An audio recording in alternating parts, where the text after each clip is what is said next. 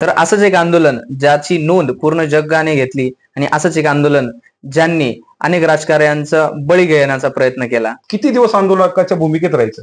म्हणून आता मराठ्यांना राज्यकर्ते व्हायचं, हे आरक्षण मिळवण्याकरता आम्हाला विधिमंडळात जायचं. ही निवडणूक माझी नाही, ही निवडणूक समाजाची. माझ्या पुढे कोण उभे यापेक्षा माझ्या मागे कोण उभे हे महत्वाचं आहे. एकमेव भुजबळ साहेब असे होते की त्यांनी उघड मराठा समाजाला ओबीसी मध्ये आरक्षण देऊ नका असा विरोध केलेला आहे. जवळपास एक दशक पूर्ण पंकज भुजबळांना ज्या मतदारसंघात मराठा बहुसंख्य असल्यावर सुद्धा पंकज भुजबळांना आम्ही प्रतिनिधित्व दिलं होतं, परंतु तरी सुद्धा त्यांनी आमच्या मराठा समाजाच्या ओबीसी मधून आरक्षणाला विरोध केला. त्यामुळे त्यांना विरोध हा बेंबीच्या देठापासून विरोध राहील. विविधतेने नटलेल्या आपल्या भारत देशात जेव्हा ब्रिटिशांचं राज्य आलं आणि ते राज्य अतिशय जुलूम आणि जबरदस्तीचं होतं, असं राज्य घालवण्यासाठी महात्मा गांधींनी आपल्याला सत्य आणि अहिंसा या मार्गाने चालवण्याचे शिकवले. त्यातच आंदोलन हा एक क्रांतिकारी आणि एक प्रभावशाली असं शस्त्र आपल्याला महात्मा गांधींनी दिलं. तर हे आंदोलन अनेक वर्षात अनेक दशकांमध्ये आपण पाहत आलो. असंच एक आंदोलन ज्याने अनेक राजकीय पुढाऱ्यांची कीर्ती वाढवली, तर अनेक राजकीय पुढाऱ्यांच्या राजकारणात सुरुंग लावण्याचं एक उद्दिष्ट मांडलं. तर असंच एक आंदोलन ज्याची नोंद पूर्ण जगाने घेतली आणि असंच एक आंदोलन ज्यांनी अनेक राजकारण्यांचा बळी घेण्याचा प्रयत्न केला. त्याच राजकारणाचा एक बीज आपल्या नांदगाव मतदारसंघात रोवले गेलेलं आहे. आणि आज आपण जाणून घेऊन या की मराठा आंदोलक आणि मराठा आंदोलकांमधून निघालेले एक जरांगे पाटलांचे अनुयायी, जरांगे पाटलांचे शिष्य, ज्यांनी खांद्याला खांद्या लावून जरांगे पाटलांच्या मराठा आंदोलनामध्ये आपला सहभाग नोंदला. आणि आता विधानसभा निवडणुकांचं बिगुल वाजलेलं आहे. कधीही निवडणूक आयोग महाराष्ट्रात विधानसभा घोषित करू शकते. रस्सीखेच सुरू झालेली आहे. अनेक इच्छुक उमेदवार आपली रणधुमाळी, आपली थाप ठोकून उभे आहेत. आणि अशाच या रणधुमाळीमध्ये आपलं वर्चस्व दाखवण्यासाठी, मराठा समाजाचं एक प्रतिनिधी करण्यासाठी, मराठ्यांचा एक युवक आपलं अस्तित्व दाखवण्यासाठी तयार आहे. तर आज आपण जाणून घेऊया की मराठा उमेदवार म्हणून जे आपल्या नांदगाव मतदारसंघात इच्छुक आहेत ते म्हणजे एक व्यावसायिक क्षेत्रात आपलं नाव मालेगाव शहरात उमटणारे, वराणे गावातील रहिवासी, अनेक सामाजिक कार्यात आपला भाग नोंदवणारे असे म्हणजे प्रशांत पवार साहेब. तर नमस्कार प्रशांत पवार साहेब, की कसमध्ये अपडेट मध्ये आपलं स्वागत आहे. आणि आपण बघत आहोत निवडणूक स्पेशल. बांधकाम क्षेत्रामध्ये आपलं नाव कमवणारे आणि सामाजिक क्षेत्रात वेगवेगळ्या ठिकाणी आपले उद्दिष्ट दाखवणारे, समाजाप्रती आपलं प्रेम दाखवणारे, तर जरांगे पाटलांचे एक अनुयायी, जरांगे पाटलांबद्दल बरोबर तुम्ही खांद्याला खांद्या लावून अनेक आंदोलनांमध्ये आपला सहभाग नोंदवला. तर तुमचं ह्या आंदोलनाची पार्श्वभूमी आणि ह्या आंदोलनाबद्दल काय वाटतं तुम्हाला? गेल्या वर्षभरापासून आपण बघत आहोत की मनोजदादा जरांगे पाटील मराठींचे संघर्ष योद्धा उपोषणाच्या माध्यमातून आंदोलन करत आहेत. त्यांना एक साथ म्हणून, कारण जरांगे पाटील हे समाजासाठी लढत आहे आणि आपण सुद्धा समाजाचं काहीतरी देणं लागतो. त्या हिशोबाने जरांगे पाटलांना साथ म्हणून जवळपास वर्षभरापासून त्यांच्या आदेशाने जे आंदोलन झाले, जवळपास मी वराणे येथे 6 दिवस आमरण उपोषण सुद्धा केलं होतं. त्यानंतर मुंबईला जाणं असो, रास्ता रोको असो, असे विविध प्रकारचे आंदोलन आम्ही जरांगे पाटील साहेबांच्या नेतृत्वाखाली व त्यांच्या मार्गदर्शनाखाली केलेले आहे. या आंदोलनाच्या माध्यमातून तुम्ही राजकारणाकडे कसं बघतात? काय झालं की गेल्या अनेक वर्षापासून म्हणजे 1983 पासून मराठा समाज हा आरक्षणाची मागणी करत आहे. त्यात मराठ्यांचे नेते अण्णासाहेब पाटलांनी ते स्वतः आपल्या प्राणांची आहुती सुद्धा दिलेली आहे. त्यानंतर अण्णासाहेब जावळे पाटील असतील, विनायकराव मेटे असतील, असे अनेक नेते त्यांनी आहुती दिलेली आहे. परंतु तरी सुद्धा मराठा समाजाच्या पदरात आजपर्यंत काही पडलेलं नाही.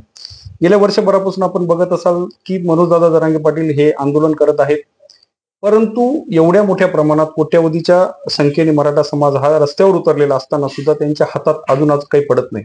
कारण त्या गोष्टीला आता 1 वर्ष होती की दसरा मेळाव्यात मुख्यमंत्र्यांनी स्वतः शिवरायांची शपथ घेतली होती की मराठ्यांना आरक्षण देऊ असं, परंतु तरी सुद्धा आजपर्यंत मराठ्यांच्या हातात कुठल्याही प्रकारचं आरक्षण हे दिलं गेलेलं नाही. त्यामुळे किती दिवस आंदोलकाच्या भूमिकेत राहायचं? म्हणून आता मराठ्यांना राज्यकर्ते व्हायचं आणि आपल्याला आपलं आरक्षण स्वतः राज्यकर्ते झाल्याशिवाय मिळणार नाही, अशी भावना मराठ्यांमध्ये तीव्र झालेली आहे. म्हणून आता मराठी राजकारणात येण्यासाठी सज्ज झालेले आहे. म्हणजे मनोजदादा जरांगे पाटील यांचा एक अनुयायी आणि त्यांच्या आंदोलकांमध्ये सामील असणारे प्रशांत दादा, आता तुम्ही तुमच्या राजकारणाची जी सुरुवात आहे ती नांदगाव मतदारसंघामधून सुरू करत आहात. तर विशेष महत्व जे काही असेल नांदगाव मतदारसंघात, तर याच्याबद्दल तुम्हाला काही सांगायचं असेल आमच्या प्रेक्षकांना? सांगायचं हेच आहे की मराठा समाज जवळपास सर्व मतदारसंघांमध्ये मोठ्या भावाची भूमिका निभावत असतो. जवळपास इतर मतदारसंघांपेक्षा आमच्या मतदारसंघाचं जर थोडंसं राजकीय बलाबलचा आणि सांख्यिकीचा जर हिशोब धरला तर जवळपास 46% मराठा समाज हा नांदगाव मतदारसंघामध्ये आहे. परंतु त्या तुलनेत आजपर्यंत मराठा समाजाला 2 ते 3च वेळा अवघे प्रतिनिधित्व मिळालेलं आहे. ही खूप मोठी दुर्दैवाची गोष्ट आहे. याच्या माध्यमातून आपल्याला जातीवाद करायचा नाही, परंतु आजपर्यंत जो ज्या मराठा समाजाने 18 पगड 12 बलुतेदार समाजाला सामावून घेऊन राजकारण केलं, त्याच मराठा समाजाला कुठेतरी डावललं जाण्याची डावललं जात आहे का, असं प्रत्येक मराठा समाजातील व्यक्तीला आता सध्या वाटायला लागलेलं आहे. त्यामुळे आम्ही मोठे भाऊ आहोत, तर आम्हाला मोठ्या भावाची भूमिका व आम्हाला मोठ्या भावाचं पद मिळालं पाहिजे. त्यामुळे आता आमच्या मराठा समाजाचंच प्रतिनिधित्व होणार आणि त्यातल्या त्यात भूमिपुत्र प्रतिनिधित्व पाठवायचं आणि मनोजदादांच्या ज्या इच्छा आहेत, ज्या मागण्या आहेत, मराठा समाजाच्या ज्या मागण्या आहेत त्या पूर्ण कशा होतील याकडे लक्ष द्यायचं. राजकारण म्हटल्यानंतर राजकारणात विकास आणि मागण्या या दोन गोष्टी प्रामुख्याने असतात. तर तुमचा राजकारणात येण्याचा हेतू हा म्हणजे तुमच्या मागण्या पूर्ण करून घ्यायचा आहे की तुम्ही विकासाच्या दृष्टिकोनातून सुद्धा तो विचार करता? सर्वप्रथम अजेंडा तर आमचा मराठा आरक्षणाचा जो आहे, मराठा आरक्षणाचा अजेंडाच राहणार आहे की मराठ्यांना ओबीसीतून आरक्षण मिळायला पाहिजे. आणि राहिला विषय विकासाचा, की विश्वरत्न घटनेचे शिल्पकार डॉक्टर बाबासाहेब आंबेडकरांनी एक स्टील फ्रेम डिझाईन केलेली आहे. त्या स्टील फ्रेमच्या आधारावर विकास हा होत असतो. तिथे कोणी काही एखादा लोकप्रतिनिधी नसला म्हणून विकास हा काही थांबत नसतो. आता तुम्ही जर बघाल तर गेल्या 2 वर्षापासून महानगरपालिकांच्या स्थानिक स्वराज्य संस्थांच्या मुदत या संपलेल्या आहेत. कोणीही जेडपी सदस्य नाही, कोणी पंचायत समिती सदस्य नाही, कोणीही नगरसेवक नाही, कोणी महापौर नाही, परंतु तरी सुद्धा सर्व कामं बरोबर चालू आहेत. कुठलंही काम थांबलेलं नाही. फक्त विकासावर देखरेख करण्याकरता लोकप्रतिनिधीची आवश्यकता असते. हा विकास हा होतच राहणार.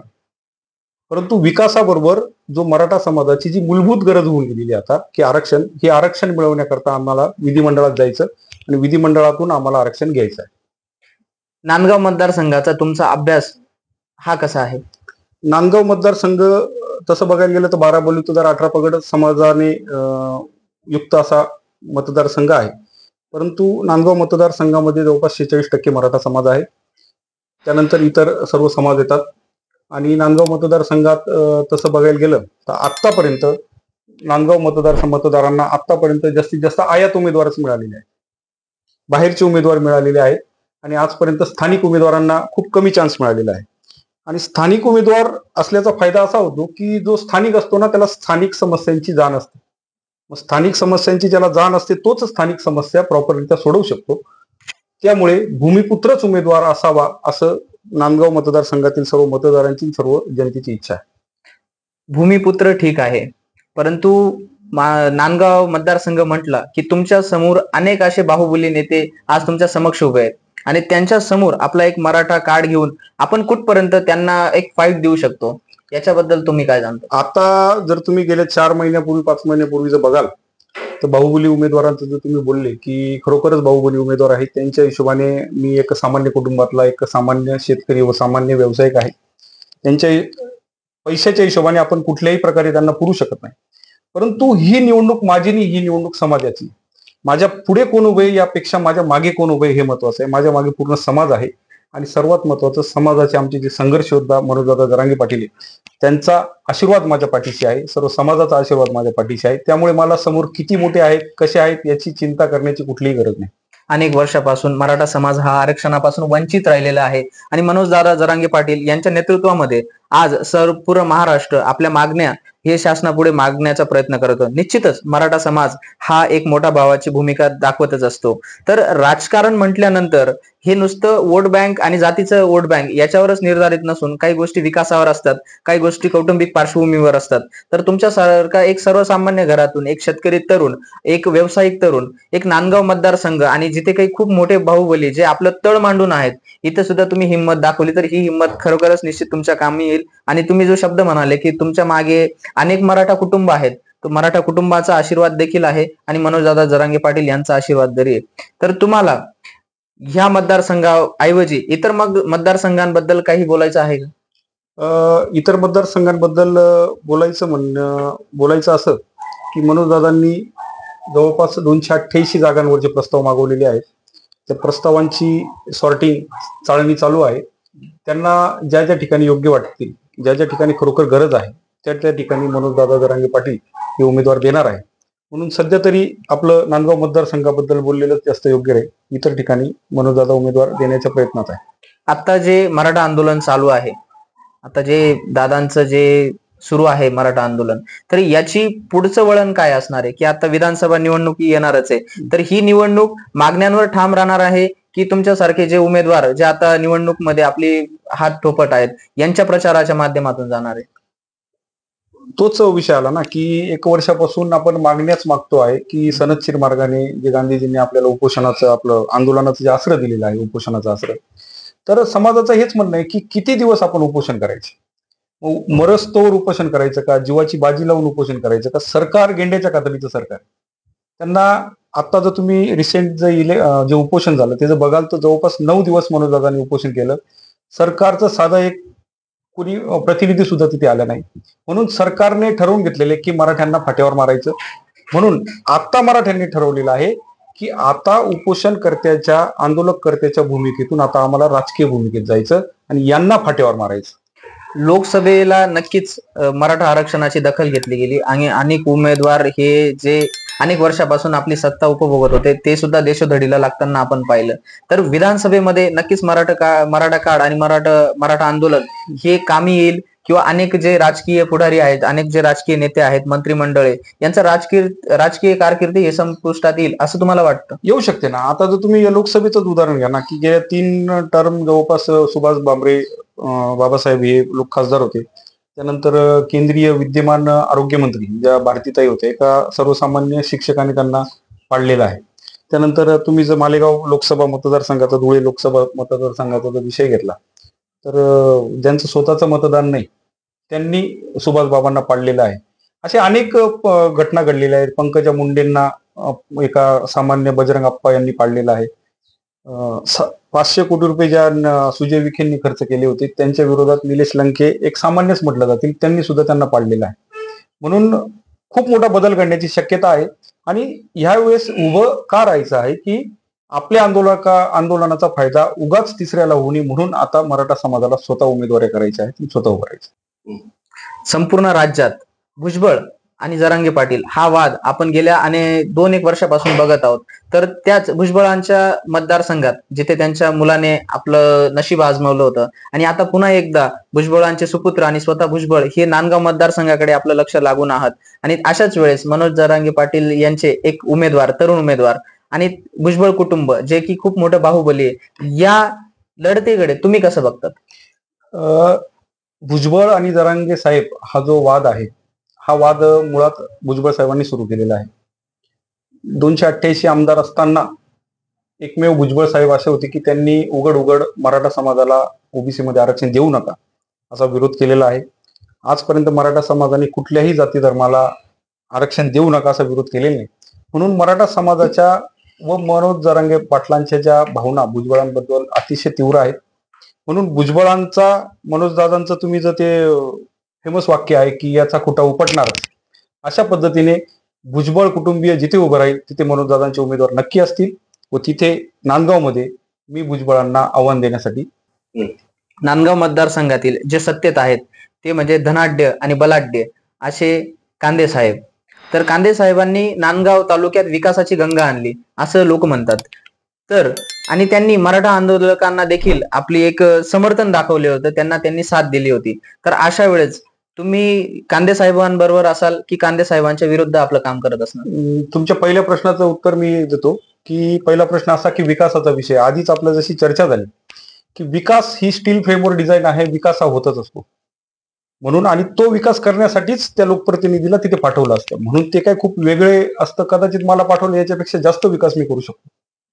आणि दुसरी गोष्ट, मराठा समाजाला पाठिंबा दिला असं जरी ते अण्णासाहेब म्हणत असले पण तरी सुद्धा त्यांचा पाठिंबा हा वांजोटा पाठिंबा आहे. त्या पाठिंब्याला काही अर्थ नाही, कारण तो पाठिंबा असा आहे की ओबीसीला धक्का न लावता मराठा समाजाला आरक्षण द्यावं. मुळात मराठ्यांची मागणीच ही आहे की आम्हाला कुणबीमधून आरक्षण हवं. ज्या दिवशी अण्णासाहेब असे ऑन पेपर म्हणतील, अण्णासाहेब ज्या दिवशी असं पत्र देतील की मराठ्यांना ओबीसी मध्ये आरक्षण दिल्यास माझे कुठल्याही प्रकारची हरकत नाही, त्या दिवशी अण्णासाहेबांचा प्रचार करायला पहिल्या गाडीत बसणारा मीच असेल. छगन भुजबळ विरुद्ध जरांगे पाटील यांचाच वाद सुरू असताना भुजबळचा जो मतदारसंघ आहे नांदगाव, पंकज भुजबळ आणि मनोज जरांगे पाटील यांचे समर्थक यांचा जो एक विधानसभेमध्ये असेल एकत्र लढण्याचा, समोरासमोर लढण्याचा, तर या घटनेला तुम्ही कशा नजरेने बघता? या घटनेला अशा नजरेने बघेल की सर्वप्रथम तुम्हाला पार्श्वभूमी सांगतो की जवळपास एक दशक पूर्ण पंकज भुजबळांना ज्या मतदारसंघात मराठा बहुसंख्य असल्यावर सुद्धा पंकज भुजबळांना आम्ही प्रतिनिधित्व दिलं होतं, परंतु तरी सुद्धा त्यांनी आमच्या मराठा समाजाच्या ओबीसी मधून आरक्षणाला विरोध केला. त्यामुळे त्यांना विरोध हा बेंबीच्या देठापासून विरोध राहील.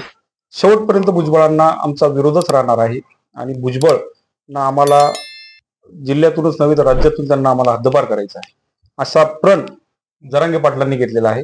म्हणून जरांगे पाटलांचा आदेश जसा येईल त्या पद्धतीने आम्ही भुजबळांच्या विरोधात, मीच नव्हे तर आमचा संपूर्ण नांदगाव मतदारसंघातील समाज त्यांच्या विरोधात मतदान करणार आहे. एकीकडे धनाढ्य बलाढ्य सुहास कांदे, दुसरीकडे छगन भुजबळ सारखे धनाढ्य बलाढ्य एक बाहुबली नेता आणि त्यांचा सुपुत्र पंकज भुजबळ, आणि अशाच वेळेस आंदोलक समर्थक, मराठा आंदोलक समर्थक, एक सर्वसामान्य कुटुंबातील येणारा एक युवक आणि त्यांच्या मागे असणारे असंख्य मराठा कुटुंब, हे सगळं एक पार्श्वभूमी बघताना आपल्याला असं वाटतंय की राज्याचं जे राजकारण आहे हे कुठेतरी जातीपातीच्या वळणावर येऊन ठेपलेलं आहे.